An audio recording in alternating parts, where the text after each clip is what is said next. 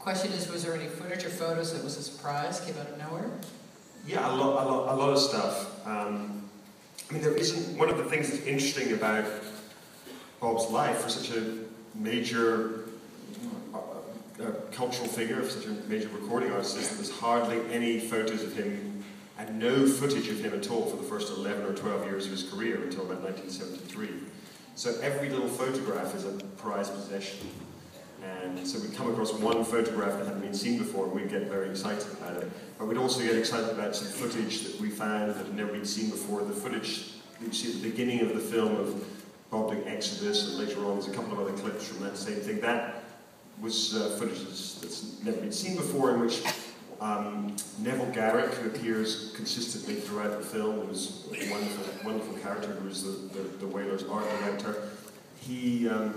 A neighbour of his came to him and said, "Oh, I hear you used to have something with Bob Marley. I've got some film that I took of him when I was 21 in Boston. Are you interested in seeing it?" And he said, "Well, yeah, I mean, I'm involved in this documentary." And there was a few things like that. So, for instance, the unheard versions of No Woman, No Cry, and that kind of thing. The collectors have a lot of stuff, and we would go to collectors and plead with them to let us have those things. I think even more important than the footage or the photos is actually the stories. That I think the stories that I've heard in this, I've never heard, like the Whalers rehearsing in the cemetery. It's like, what? Really? Or even the issue of Bob's race, or the color of his skin. Those are the things that really capture my attention.